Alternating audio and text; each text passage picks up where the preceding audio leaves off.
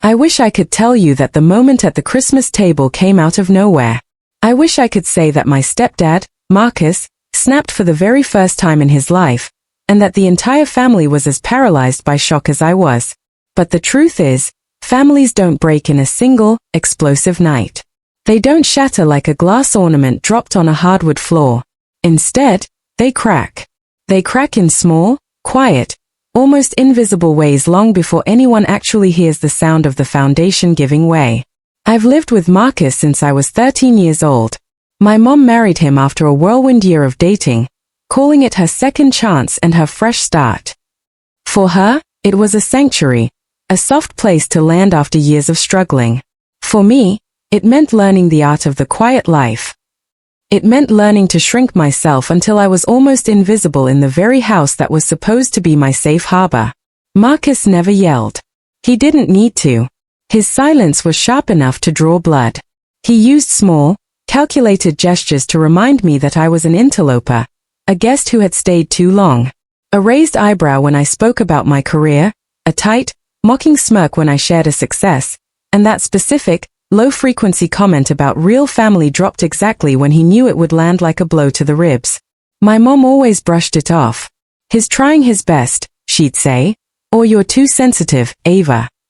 I heard those lines so many times they became the white noise of my childhood, like the hum of the old heater in my bedroom. By the time I reached my 20s, I had perfected the art of taking up zero space. Holidays were always the most exhausting. The house would be decorated like a magazine spread, warm gold lights, the scent of expensive cinnamon candles, and a tree that looked too perfect to be real. But every room felt colder than the winter air outside. His biological daughter, Emily, had the permanent spotlight. She didn't do anything wrong. She simply existed in the light Marcus built for her. And I didn't. Still, I kept coming back. I didn't return for him.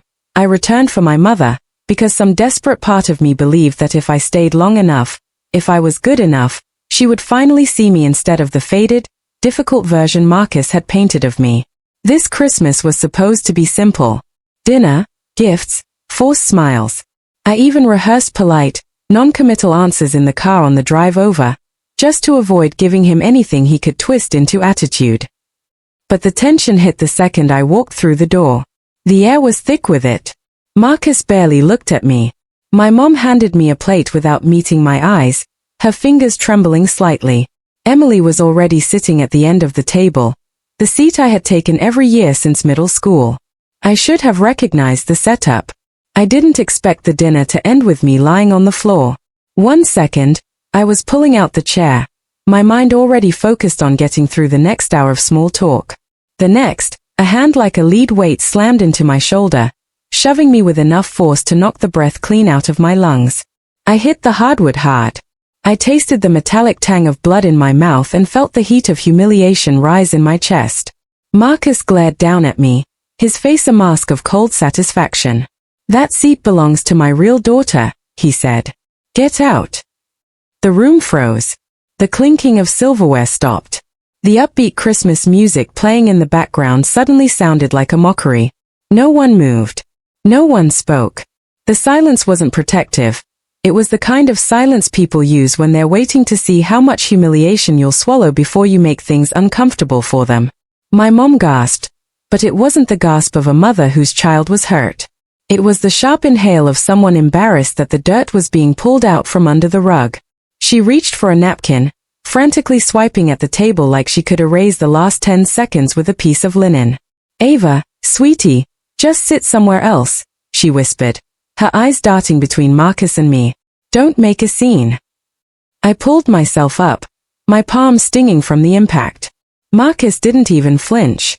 He stood over me, shoulders squared, hands still gripping the back of the chair he had ripped away from me. "I said what I said," he repeated. "This seat belongs to my real daughter." Real.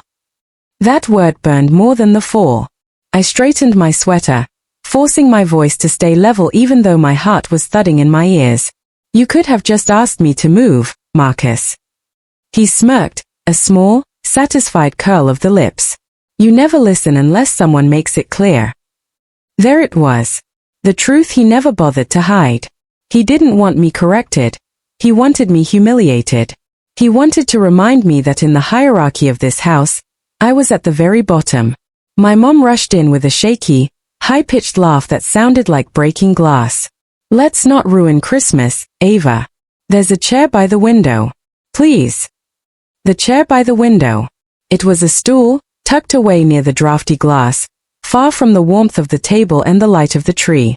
It was a seat for a ghost. Staring at that table, at him, at my mother's desperate complicity, I felt something shift. It wasn't rage. It wasn't even hurt. It was a sudden, chilling clarity. I walked to the kitchen instead of the window seat. My hands were trembling as I reached for my coat. My mom followed me, whispering, pleading, "Don't make a scene, Ava. Please." I turned to her, the words leaving my mouth before I could stop them. "He shoved me to the floor in front of you, and you're worried about a scene." She blinked, stunned into speechlessness. Behind her, I could hear Marcus laughing quietly with Emily as if nothing had happened. Like I was nothing. That was the moment, the exact second I felt the break. A clean, silent snap inside me. I didn't yell. I didn't cry. I just looked at her and said, "You will regret this," soft enough that only she could hear. I wasn't threatening him. I was finally choosing myself. I drove home that night with both hands clenched on the steering wheel, the Christmas lights blurring through my windshield like smeared watercolors. I wasn't crying. I thought I would be, but there was nothing left to spill. Just a steady, focused quiet, like my mind had finally stopped negotiating with the pain it had learned to tolerate. My phone buzzed once, then again, then non-stop. "Mom. Mom. Emily. Mom." I didn't answer. I let them sit in the silence they had insisted I accept for all these years. When I got home, the house was dim. I hung my coat and stood in the kitchen for a long moment, fingers pressed against the counter, replaying the shove in my head. I boiled water for tea just to have something warm in my hands. The steam rose, soft and ghost-like, while a different kind of resolve settled in my chest. Marcus wanted to remind me of my place. He wanted to shrink me down until I disappeared. Fine. I would disappear, but not in the way he expected. I opened my laptop. I didn't rant on social media. I didn't send a furious email. Instead, I pulled up old documents, payments, bills, and legal agreements. For years, because my mother found admin work overwhelming, I had been the one to help her organize her life. Marcus liked to pretend he was the provider, the big shot head of the household. But as I reviewed the files with a detached, clinical calm, the patterns began to emerge. Patterns reveal themselves when you finally stop apologizing for noticing them. Marcus was a parasite in a tailored suit. I found the heating repairs from the previous winter, thousands of dollars put in my mother's name but never paid by him. I found the credit cards he used that she covered every month without complaint, thinking they were joint expenses. I found the maintenance records he claimed to have handled, while the house my father had left to my mother was actually crumbling under neglected taxes. I realized that half the responsibilities holding that house together had my fingerprints on them. I had been the one filing the paperwork, making the calls, and ensuring the lights stayed on, all while being told I didn't belong. By the time the clock hit midnight, I had outlined exactly what I needed. I wasn't looking to punish him. I was looking for accountability. Tomorrow morning, his world would tilt, not because I broke anything, but because I finally held a mirror to the things he had spent years stepping over. He woke up at sunrise. I know because the first call came at 6:12 a.m. I didn't answer. I stood at my kitchen counter, pouring cereal, watching the morning light brush across the tile floor. My phone kept buzzing. His name, then Mom's, then his again. By the time I sat down, there were 9 missed calls. By the time I finished breakfast, there were 17. By the time I tied my shoes to leave, the number had grown to 26. I didn't check a single voicemail. I drove to a small office in the north end of the city to see an attorney who remembered me from years ago. I slid a folder onto his desk. "I need help making sure my mom understands what she's financially tied to," I told him. He opened the folder, flipping through the statements, the hidden debts, and the long, steady trail of a woman carrying a weight a man only pretended to lift. This is a lot, Ava, he said, his voice grave. Does she know? No, I said. Because he never let her see the full picture, and she was too afraid of the scene to ask. We scheduled the meeting for that afternoon. Neutral ground. When I walked out of the office, the cold air hit my face like a baptism. My phone vibrated again. This time, I listened to the voicemail. It was my mom. Ava, please call me. Marcus is so upset. He said you're trying to cause trouble. I don't know what happened last night, but we need to talk. I deleted it. She still didn't understand that what happened at dinner wasn't a beginning, it was a culmination. At 2 p.m., my mom arrived at the attorney's office alone. She looked tired, her eyes rimmed with red. She walked toward me cautiously. Ava, why are we here? I gestured to the conference room. You'll understand in a moment. When the attorney spread the documents across the polished table, she stared at them with a confusion that slowly turned into a devastating fear. Her fingers trembled as she traced the dates and amounts. Why? Why did he put this in my name? She asked. Because legally, he couldn't qualify, the attorney answered gently. Your credit carried these obligations. You've been responsible for most of the household expenses for 3 years. My mom leaned back, her hand covering her mouth. But he told me he handled everything. I didn't say a word. I didn't need to. The attorney continued, nothing here is illegal, but it shows a long pattern of financial dependence that has left you vulnerable. That was the moment the narrative she had clung to finally cracked. I saw it in her eyes, the loyalty she had defended, the excuses she had recited on autopilot. All of it collided with the reality sitting right in front of her. Her phone buzzed on the table. 37 missed calls. All from Marcus. She didn't answer. When he pushed you last night, Ava?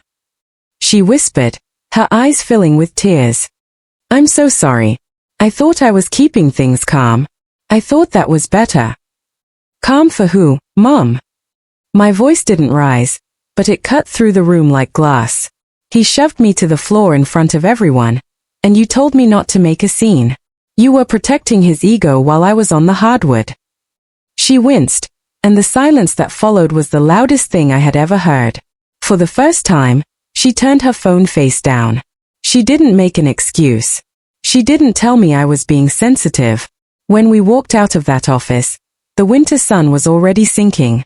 I expected her to return to him, but she stood beside me on the sidewalk, staring at her shoes. Ava, she said quietly, I want to go home. Not to him. To my sisters. Just for tonight. It wasn't a triumph. It wasn't revenge. It was the beginning of accountability. As we turned toward the parking lot, my phone buzzed one more time. 47 missed calls. I didn't smile. I just felt a profound, heavy relief.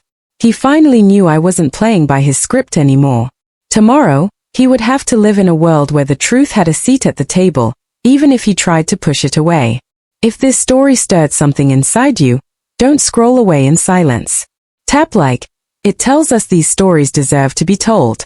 Subscribe to Vengeful Goddess for unforgettable tales of betrayal, resilience, and justice, stories you won't hear anywhere else. Turn on the bell icon, so the next story reaches you the moment it drops.